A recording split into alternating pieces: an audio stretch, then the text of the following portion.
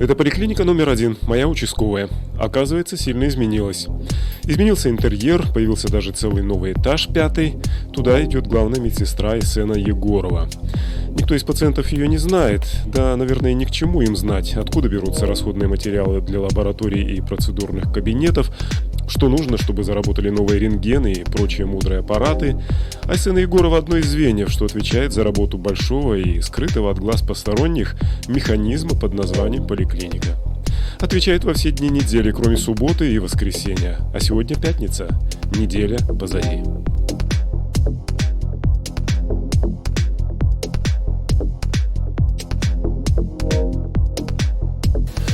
Вы, в принципе, довольны, как у вас профессия складывается? Ну, просто, я не знаю, карьеру, наверное, нельзя сказать, да? А вот то, что касается выстраивается, как она происходит? Работа мне нравится, это самое главное, наверное. Когда я работала в больнице Минздрава, у нас главным врачом была Варвара Михайловна Иванова. Она всегда говорила: счастлив тот человек, который приходит с радостью на работу и забывает на работе о доме, а домой приходит тоже с радостью и забывает про работу. У вас получается? В той или иной степени, конечно, когда, скажем, есть, конечно, моменты, когда вот дома заканчиваешь какие-то отчеты или еще что-то, но тем не менее мне нравится моя работа, и я считаю, что, наверное, удачно сложилась судьба, жизнь, что я работаю медсестрой. А это рабочее место детей Айсены и Леонида Егоровых, школьников Юмы и Алексея. То вот у вас дочери же ведь 16 лет? 16. То есть такой возраст достаточно серьезный, уже ответственный, в смысле для родителей, я имею в виду. Как она у вас его переживает? Так же, как вы, тяжелее, легче? Я сама к переходному возрасту, вот когда дети начали взрослеть, я не была готова. То есть я даже не представляла, что у детей могут быть такие какие-то проблемы такие. У вас не было проблем с родителями? У меня не было проблем с родителями. Это точно? Не могу сказать точно, 100%, но, по крайней мере, я не помню, чтобы вот какие-то конфликты были с мамой. Сейчас я не скажу, что у меня дети очень так вот как бы. А вообще, дочь в определенном возрасте какая-то стала нервная, скажем, да, что-то все время у нее не получалось, как будто бы какие-то срывы были, да, замыкалась, скажем.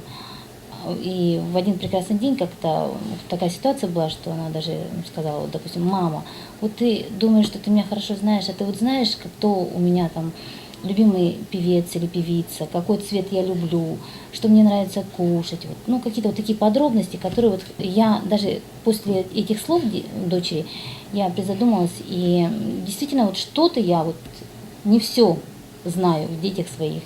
И с тех пор как бы стараюсь побольше узнать о своих детях. Вообще даже интересно, что она такой вопрос задала вам. То есть у вас доверительные отношения, получается, все-таки есть? Да, конечно, но мы стараемся, что... А вы вообще представляете, что она в один прекрасный день приведет молодого человека там? А ты, кстати, приведешь его или нет? Или будешь так где-то сама по себе? Нет, скажем так, что друг у моей дочери уже есть. Я не знаю, как друг, хороший друг. То есть они приходят к нам, посидят, чаю попьют, кино посмотрят, диски там покрутят. Потом как бы до свидания. Она к нему может пойти. То есть у нас такие достаточно доверительные отношения. И раньше всех друзей я знала. То есть у нее, у нас такого нет, что вот она там скрывала. Наверное, я права? Да. Что-то тихо, не уверена. Но я надеюсь, что все-таки отношения, которые вот до сих пор присущи нашей семье, они сохранятся и в дальнейшем. Если это будут какие-то большие чувства, об этом, наверное, узнаем мы с папой первыми, а не подружки или там друзья. А вот у вас с мамой как отношения также были ровными? Нет, мама для меня всегда была человеком вышестоящим. Для меня она была идеалом. Я всегда беспрекословно слушалась. В наше время же не было такого, чтобы дети, вот даже в школе отношения. Сейчас в школе ребенок может сказать свое замечание учителю. А мы же ведь не говорили. Если даже это нам не нравилось, мы молчали. Терпели. Да. И, скажем, не то, что терпели, мы не так были воспитаны, наверное, скажем. И не тот образ, даже не образ, а, скажем, не та атмосфера была в школе. И также, наверное, сейчас в школе совсем другая атмосфера и в семье. То есть родители уже, как бы, наверное, сегодняшние родители считаются со своими детьми, считают, что они личности и считаются с их желанием, мнением. А Юма немножко такое необычное имя. Это что? Первый раз вообще слышу. Вообще, когда родилась дочь, меня даже не спрашивали, как я хочу, например, Вот называть. Все родственники с моей стороны уже как бы еще она не родилась, и все считали, что если будет девочка, то родится Юма. Юма — это имя моей матери, и ее назвали в честь отца Юрия и матери Марии. То есть Вот оно Юма. как, Юма. Да, весьма интересно так получилось. И оно не меняется с возрастом, оно как бы остается Юма, есть Юма. То есть и взрел А ласковый тогда как? Юмочка, Юмочка. Юмик. Ну, вообще-то для тинейджеров-то нынешних, по-моему, Юма это самый прикол такой, имя, да? Почему, не знаю, ну Что как у ребята вас? думают? Как обычно относятся к имени? Когда знакомишься, там говоришь, Юма. Чего? Ну, все время так Так и- спрашивают. Что это такое, да? Объясняешь? Как, да? Объясняет Ну, всем. здорово же. А сейчас же придумывают обычно ники тут всякие разные, там какие-то аббревиатуры, а тут уже от рождения по паспорту. Вот. Ну, раньше, вот когда мама была, вот, ну, то есть я маленькая была, скажем, все удивлялись, да, что за редкие имена у нас, допустим. И, ну, и сейчас- Айсена, да. Я, Ну- честно говоря, то думал, что Айсен это чисто только мужское и все. Ну, это желание моего отца. Он тогда прочитал Ланхола Ниргунбатур, и там звали так, то ли внучка. Ну, в общем, я подробности не Кого-то из помню. персонажей. Да, кого-то из персонажей, и переводилось как Божья внучка. Но оно звучит не как мы вот сейчас называем Айсена, а Аисеня. То есть вот Аи это Божья, ну, то есть, а Сеня это внучка. Вот так скажем. Ясно.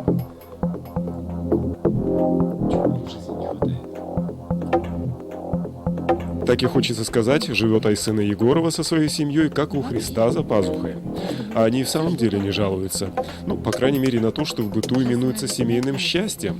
Хотя на вопрос, чего еще не хватает в этой жизни, Айсена признается, благоустроенной квартиры, да деньжат бы побольше. То или иной Ну а разве у кого-то они что бывают все вот, лишними? там срывается или ещё. А вообще в отпуск часто удается ездить, нет? Да, ну, в этом году вот мы ездили всей семьей в Китай. Это как часто бывает? Вот то, что всей семьей. Нет, это впервые в жизни было. Вообще? Да. Всей семьей полностью 100% это было первый раз. Вот это вот привезли мы в этом году из Китая.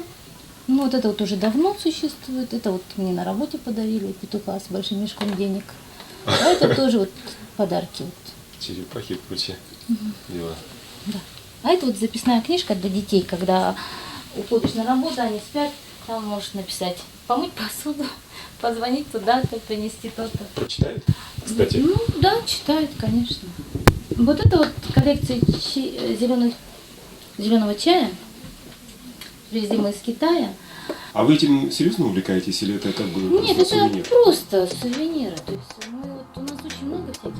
А во многом другом стиле жизни семьи Егоровых это здоровый образ жизни. На кухне зеленый чай, в коридоре груша юного кикбоксера Алексея, а еще семейное катание на коньках по выходным. Сегодня без отца, предприниматель Леонид Егоров в командировке. Здоровый образ жизни, короче. Мы не мешаем вам то, что снимаем, разговариваем с вами? Ну, в данный момент Вы не отвлекаетесь? нет. То есть у вас в этом проблем нет? С рассредоточением внимания, да? Нет. А почему, кстати, каток, а не бассейн, например?